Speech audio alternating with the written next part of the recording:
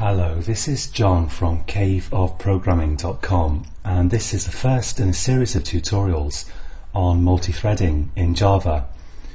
So in this tutorial we're going to look at starting threads in Java, and next time we're going to move on to looking at basic thread synchronization. So I'm here in Eclipse and I'm going to create a new project. Let's create a new Java project, and I'll just call this threads1. And I'll give that a main class, which I'll put in a package called demo1. So let's call this just app, and I'll put it in the demo1 package. Now there are two basic ways of starting a thread in Java, and a thread is just kind of like a separate operating system process which can run concurrently with other threads. And the first way of starting a thread in Java is to extend the thread class. So let's say here class, I'll call it runner, extends thread. Now the thread class has a method called run, and I want to override that method and put some code in there. So I'm going to right click here and go to source, override implement methods, and of course I could also do this by hand. The signature is just public void run. So I'll override that and get rid of this unnecessary stuff here. Now in run I'm going to put some code that I want to run in its own separate thread, and I'm just going to put some code in here to simulate doing some useful work. So let's have a loop. I'll say for int I equals 0, I less than 10, and I plus plus, and I'll just output here some text with a system out. I'll say sysout control space to autocomplete, and I'll say hello, and let's just add on to the loop index.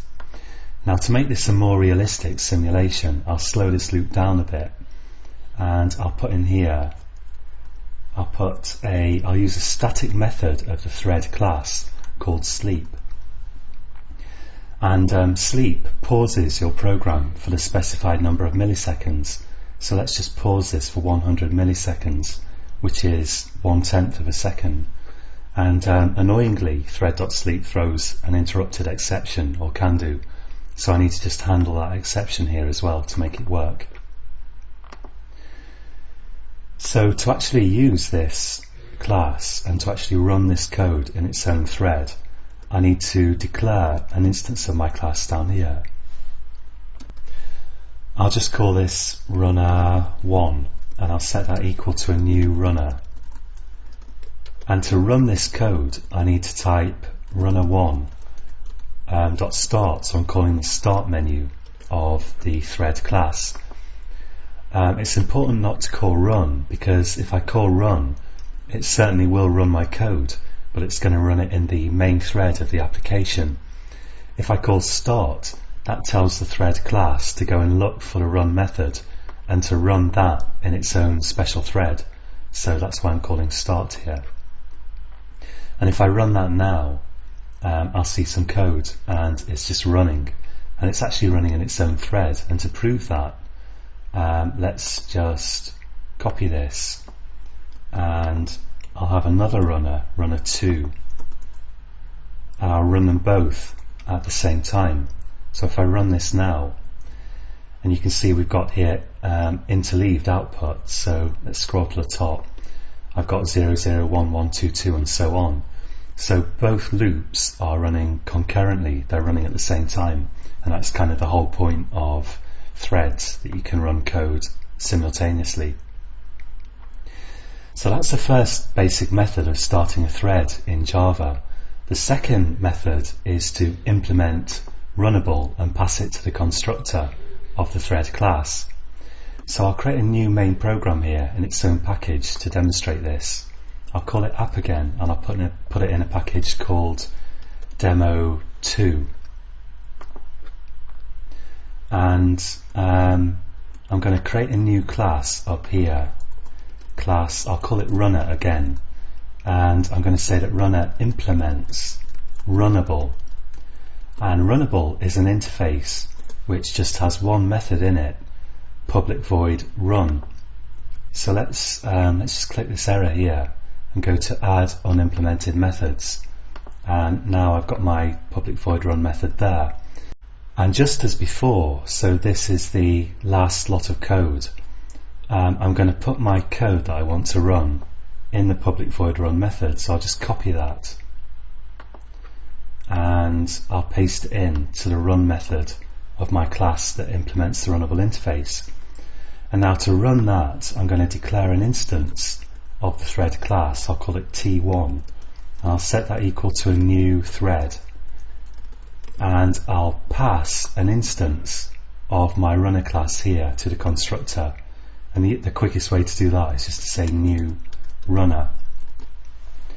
And to show that I can get code running at the same time, I'm going to have two of those. Let's just copy that, and I'll have T2. And now to actually make the code run, I need to call T1.start and of course T2.start. And if I run that now, we're going to see the same thing again down here. Let's just maximize this editor and run it. So I've got interleaved output once again, and both threads of code are running at the same time. Now sometimes you just want to run like one method in its own thread, and it seems like a lot of hassle to create a whole separate class. And there is just like a quick way that we can do either of these things really, and I'll just demonstrate that here. So this isn't a new way of running a thread, it's just a technique using an anonymous class that comes in handy sometimes. And let's put this in a package called demo3 and get rid of this stuff. So to run just a little bit of code, you can do something like this. I'll say thread T1, let's say, equals new thread. And here inside the constructor brackets of the thread class, I can say new runnable round brackets, just as I was trying to create an instance of a class called runnable, which I'm not. But if I open a bracket here, and Eclipse has put in the closing bracket here, now I can implement the public void run method right here. So and in there I can put the code that I want to run. So let's just copy this code again, Control C, and paste that in there. And of course, once again, I mustn't forget to call thread.start, so T1.start. And if I run that, once again, we've got code running in its own thread. So that's basically it for this tutorial. There is another way of creating threads using executor services if you want your threads to be in a thread pool. And we're going to look at that in subsequent tutorials, but these are two basic methods. And this question comes up a lot in job interviews and on exams. What are the two basic methods of creating a thread in Java? And that's the answer: extend the thread class or implement runnable and pass it to the constructor of the thread class.